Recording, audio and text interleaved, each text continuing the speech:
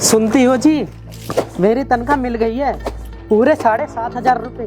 7,500 रुपये? और एक सेकंड, ये तो सिक्योरिटी गार्ड है ना, ये यहाँ पर कपड़े क्यों धुल रहा है? इसको तो गेट पर होना चाहिए ना। सर, मैनेजर मैडम ने बोला इससे ये काम करने के लिए। कई बार तो वो इससे अपनी गाड़ी भी साफ करवाती हैं और अपने पर्सनल काम भी इसी से करवाती हैं। अरे पर वो इससे अपने पर्सनल काम कैसे करवा सकती है? अरे सर, मैंने भी उनसे कई बार बोला है कि अपने पर्सनल काम इस सिक्योरिटी गार्ड से क्यों करवाती हो, पर वो मुझे भी डांट देती है, ज़्यादा मेरे काम में उंगली मत कर।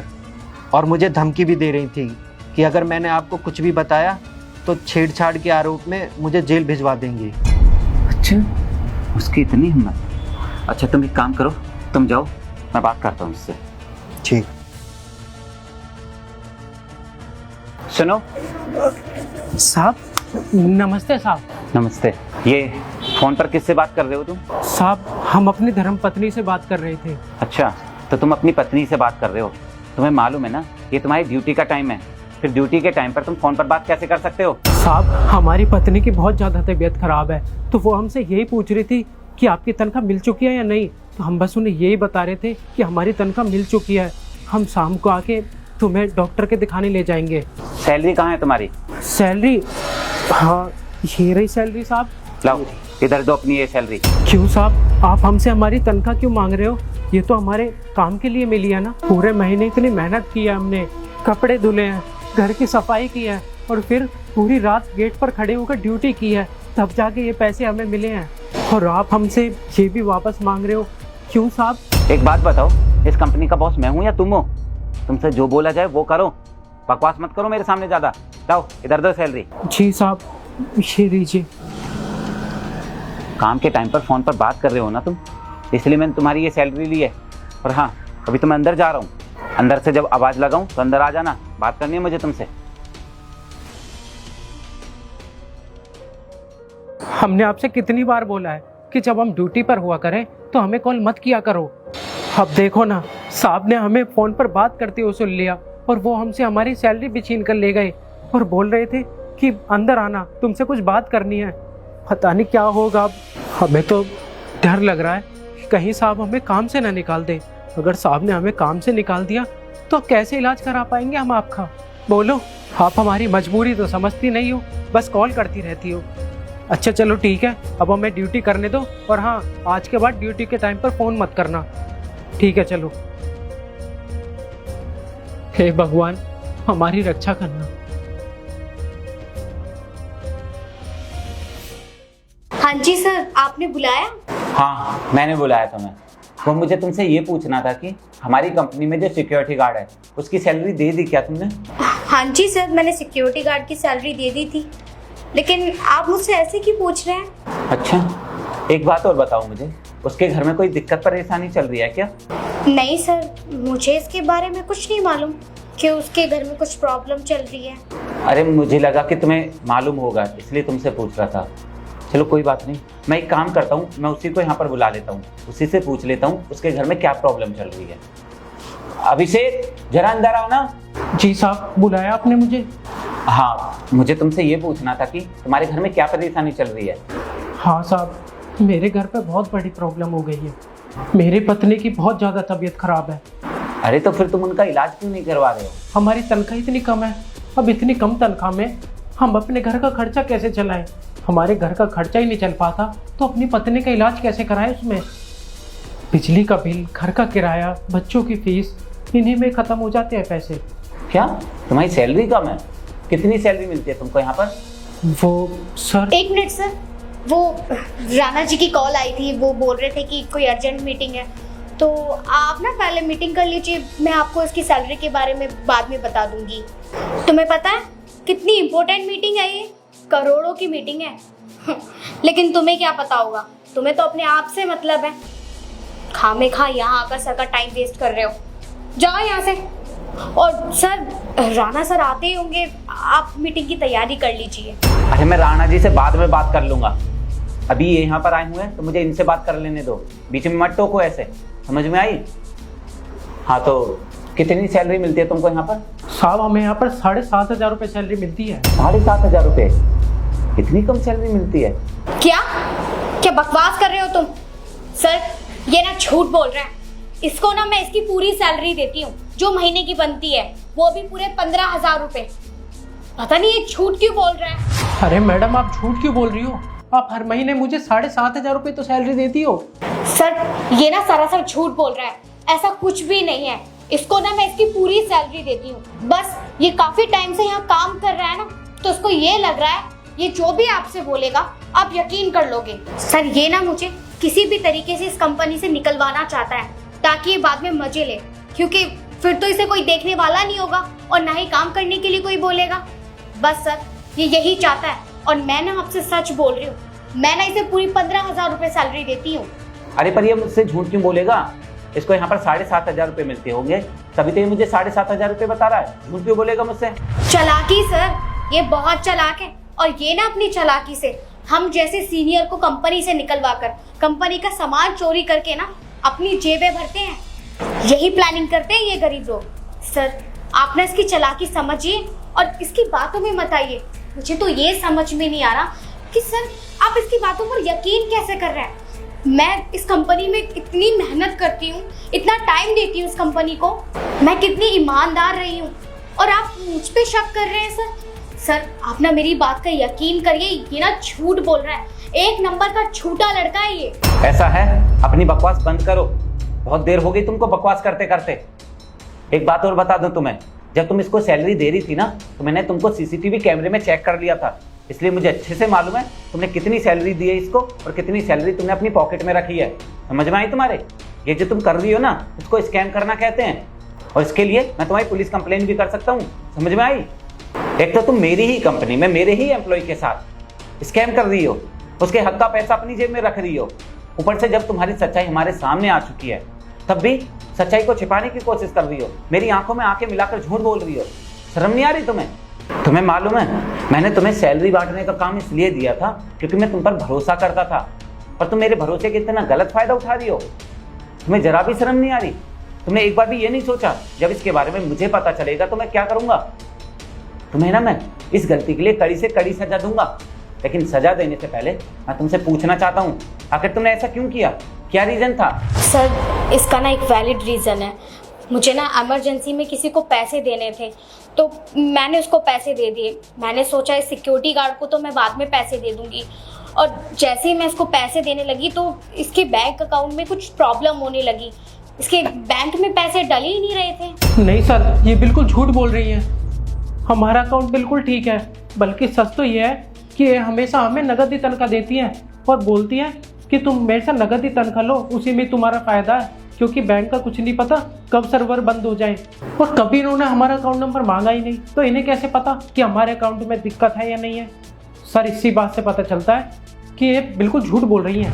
नहीं नहीं सर, ये ना बिल्कुल झूठ बोल रहा है। मैंने ना इससे इसका अकाउंट नंबर भी मांगा था, और मैंने इसके अकाउंट में पैसे डालने की भी कोशिश की, लेकिन जब भी मैंने इसके अकाउंट में पैसे डालने की कोशिश की, कुछ ना कुछ दिक्कत आ जाती है, या तो सर्वर डाउन हो जाते हैं या कुछ और प्रॉब्लम हो जाती है। लेकिन सर मैं ना इसके अकाउंट में पैसे डालने की कोशिश की है, ये ना बिल्कुल झूठ बोल रहा है। सर आप मेरी बात पे यकीन करो। नहीं सर, ये बिल्कुल झूठ बोल रही है। हमारा अकाउंट बिल्कुल ठीक है, और जहाँ हम पहले काम करते थे वहाँ भी हमारी तनख्वाह हमारे अकाउंट में आती थी। सर इनकी सबसे बुरी बात पता क्या है? नौकरी हमें सिक्योरिटी गार्ड की दे रखी है, लेकिन हमसे सारे काम कराते हैं, कपड़े धुलवाते हैं, पोछा लगवाते हैं, और तो और अपना खाना लाने के लिए 2 किलोमीटर पैदल भेजते हैं। और हमसे बोलती है कि गार्ड का काम ही क्या होता है, पूरे दिन बैठे बैठे रील ही तो देखनी होती है, तो थोड़ा बहुत इधर उधर का काम कर देगा तो तेरा क्या घिस जाएगा? बताइए साहब, मैं यहाँ पर सिक्योरिटी गार्ड का काम करता हूँ या फिर इनके नौकर का? अरे मुझे इससे कोई दिक्कत नहीं है कि मुझसे एक्स्ट्रा काम कराती हैं, लेकिन उस बात के मुझे पैसे तो दे। पैसे वैसे तो देती नहीं है, पूरे दिन मुझे इधर से उधर भेजती रहती हैं। अब आप ही बताइए साहब, हमारी जगह अगर कोई और काम करेगा तो वो भी तो पैसे लेगा ना, एक्स्ट्रा पैसे लेगा। तो हमने इसमें क्या गलत बोल दिया? रिमसा, तुम्हें जरा सी भी शर्म नहीं आई इसके साथ इतना अन्याय करते हुए? अरे तुम एक तो इससे एक्स्ट्रा काम करवाते हो, वो काम भी करवाते हो जो इनके काम है ही नहीं। अरे सिक्योरिटी गार्ड हैं, हमारी कंपनी में इनका काम सिक्योरिटी करने का है, और तुम इनसे क्या काम करवाती हो? कंपनी की साफ सफाई करवाती हो, अपने कपड़े धुलवाती हो, अपनी गाड़ी तक साफ करवाती हो, और भी बहुत सारे पर्सनल काम करवाती हो। क्यों करवाती हो भाई? इसके लिए तुम इनको अलग से पैसे देती हो क्या? नहीं देती हो ना? एक तो तुम इनको अलग से पैसे नहीं देती हो, ऊपर से जो इनको सैलरी मिलती है उसमें से भी आधे पैसे तुम अपनी पॉकेट में रख लेती हो। क्यों किया तुमने ऐसा? अरे कम से कम इतना तो सोचो, इस बेचारे की पत्नी बीमार है, उसका इलाज तक नहीं करवा पा रहा है ये, और तुम इससे यहाँ पर एक्स्ट्रा काम करवाती हो। इसको घर पर जाकर अपनी पत्नी की देखभाल भी करनी होती है। पत्नी बीमार है इसलिए इसको अपने बच्चों की भी देखभाल करनी पड़ती है। तुमको इस पर दया आनी चाहिए यार, तुम्हें इसकी मदद करनी चाहिए। तुम इसकी मदद करने से तो गई, उल्टा तुम इसके साथ इतना बड़ा स्कैम कर रही हो, इसके हक का पैसा खा रही हो। बहुत बड़ी गलती कर दी तुमने सच में ऐसा करके। अरे वो तो अच्छा हुआ मैंने इनको फोन पर बात करते हुए देख लिया, वरना मुझे तो पता ही नहीं चलता कि तुम इनके साथ इतना बड़ा स्कैम कर रहे हो, इनको आधी सैलरी दे रहे हो बस। और तुमने जो ये गलती की है ना, इसके लिए मैं तुम्हें ऐसी सजा दूंगा तुम जिंदगी भर याद रखोगे। सॉरी सर, मुझे माफ़ कर दीजिए। मैं मानती हूँ मुझसे गलती हुई है, लेकिन आइंदा ऐसी हरकत कभी नहीं होगी। और सर, आप ना इस बात को लेकर इतना बड़ा इशू मत बनाइए। इसके जो भी पैसे हैं ना, मैं इसको सब लौटा दूंगी, लेकिन प्लीज़ आप मुझे मेरी गलती के लिए माफ़ कर दीजिए, ताकि ऐसा नहीं होगा। अरे क्या माफ़ कर दूं मैं तुम्हें? तुम्हारी गलती है माफ़ी के लायक? नहीं, तुमने जो ये किया है ना, इसके लिए मिलती है सजा, और तुम्हें सजा तो मैं देकर ही रहूंगा। और तुम जो ये कर रहे हो ना, इससे सिर्फ तुम्हारी इमेज खराब नहीं होती है, इससे मेरी भी इमेज खराब होती है। क्योंकि इन सबको तो यही लगता होगा ना कि मैं इनके साथ ऐसा करता हूँ, मैं इनसे एक्स्ट्रा काम करवाता हूँ, वो काम करवाता हूँ जो इनके हैं ही नहीं, और ऊपर से सैलरी मैं सिर्फ इनको आधी देता हूँ। और इसके लिए ये पता नहीं मुझे कितनी बददुआएं देते होंगे, क्या क्या बोलते होंगे मुझे। और ये सब सिर्फ तुम्हारी वजह से हो रहा है, तुम्हारी वजह से। और एक और बात बताऊँ मैं तुम्हें, मैं अभी तक बहुत परेशान होता था तुम्हारे लिए। मैं ये सोचता था कि तुम इतनी मेहनती हो, इतनी ईमानदारी से काम करती हो, फिर भी बाकी कंपनी वालों ने तुम्हें क्यों निकाल दिया। अब मुझे समझ में आया है, तुमने उन कंपनियों में भी ऐसे ही स्कैम किया होगा, तुमने कंपनी के साथ फ्रॉड किया होगा, इसीलिए उन्होंने तुम्हें कंपनी से निकाल दिया। लेकिन वहां से तुम्हें सबक नहीं मिला, लेकिन अब तुम्हें सबक जरूर मिलेगा। मैं सिखाऊंगा तुम्हें सबक। वहां से तो तुमको सबक मिला नहीं, इसीलिए तुमने मेरी कंपनी में भी सेम गलती की, और तुम्हें लगा कि तुम पकड़े नहीं जाओगे। लेकिन इस बार तुमने बहुत बड़ी गलती कर दी है, और इसके लिए मैं तुम्हें ऐसी सजा दूंगा तुम बेटा जिंदगी भर नहीं भूल पाओगे। एक बात बताऊं, जैसे ही मुझे पता चला था ना तुमने इनके साथ फ्रॉड किया है, तुरंत मैंने तुम्हारा रिजाइनिंग लेटर तैयार कर दिया था। ये पकड़ो और पढ़ लो, इसमें साफ साफ लिखा हुआ है तुमने मेरी कंपनी में स्कैम किया है। इसके लिए मैं तुम्हें ब्लैक लिस्ट करता हूँ। अब तुम्हारी मेरी कंपनी में तो क्या, देश की किसी भी कंपनी में नौकरी नहीं लग पाएगी। और अब जब तुम पैसों के लिए, भाई पाई के लिए मोहताज होगी ना, तब तुम्हें एहसास होगा कितनी बड़ी गलती करी है तुमने। कितनी मुश्किलों का सामना करना पड़ता है जब हमारे पास पैसे नहीं होते, काम नहीं होता, तब तुम्हें एहसास होगा। सर ये क्या किया आपने? सर प्लीज़ मुझे माफ़ कर दीजिए। सर आपने मुझे कंपनी से निकाल दिया, साथ ही साथ आपने मुझे ब्लैक लिस्ट भी कर दिया। सर आप प्लीज़ मेरे बारे में सोचिए। अगर मैं यहाँ से निकल जाऊँगी तो मुझे कहीं और जॉब भी नहीं मिलेगी सर। फिर कैसे मैं अपने घर का खर्चा चलाऊँगी सर? मैं कैसे कमाऊँगी? सर अगर आपको मुझे सज़ा देनी है तो मुझे आप नौकरी से निकलवा दीजिए, लेकिन सर ये ब्लैक लिस्ट क्यों किया आपने? सर मैं कैसे कमाऊँगी, कैसे अपने घर का खर्चा चलाऊँगी? सर प्लीज़ मेरे बारे में सोचिए, मुझे माफ़ कर दीजिए। मैं कह तो रही हूँ मैं आगे से ऐसी हरकत कभी नहीं करूँगी सर, प्लीज़। अच्छा, अब तुम्हें अपनी गलती का एहसास हो रहा है? तब तुम्हें अपनी गलती का एहसास नहीं हुआ था जब तुम इसके साथ फ्रॉड कर रहे थे।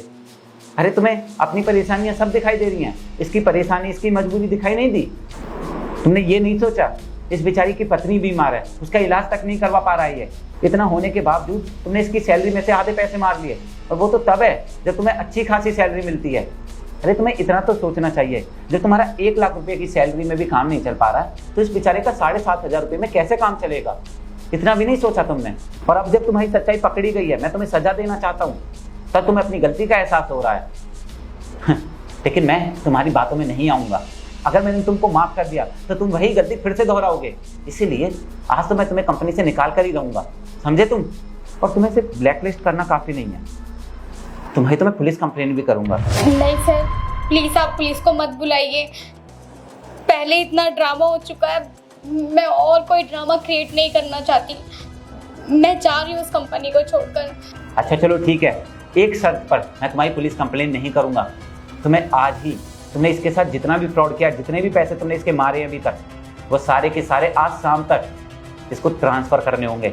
समझ में आई? और अगर आज शाम तक तुमने इसके पैसे ट्रांसफ़र नहीं किए तो देख लेना, आज शाम को ही तुम जेल में होगी। समझ में आई? चलो अब निकलो यहाँ से। साहब आपका बहुत बहुत शुक्रिया। अगर आज आप नहीं होते तो हमें तो हमारा हक कभी मिल ही नहीं पाता। हम तो 7,500 में काम करते रहते। अब लेकिन अब ठीक है, हमें 15,000 रुपये मिलेंगे और 15,000 रुपये में हमारे घर का भी खर्चा अच्छे से चलेगा और हमारे पत्नी का इलाज भी हो जाएगा। आपका बहुत बहुत शुक्रिया साहब।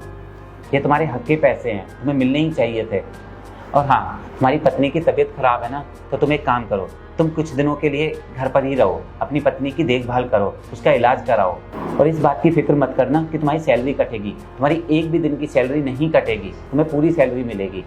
और एक सेकेंड, ये लो, तो पूरे 50,000 रुपये हैं, इनको ले जाओ और इनसे तुम अपनी पत्नी का इलाज कराओ। और जब वो पूरी तरह ठीक हो जाए तभी तुम काम पर आना, ठीक है? ठीक है साहब, आपका बहुत बहुत धन्यवाद। आपका यह एहसान मैं ज़िंदगी भर नहीं भूलूंगा।